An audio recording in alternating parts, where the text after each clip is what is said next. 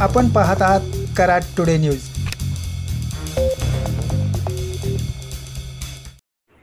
प्रजासत्ताक दिनानिमित्त येथील प्रतिसंगमावर आदरणीय पी.डी. पाटील गौरव प्रतिष्ठान आयोजित देशभक्तीपर समूहगीत गायन स्पर्धेत आज प्राथमिक विभागातील विविध शाळांनी सहभाग घेतला।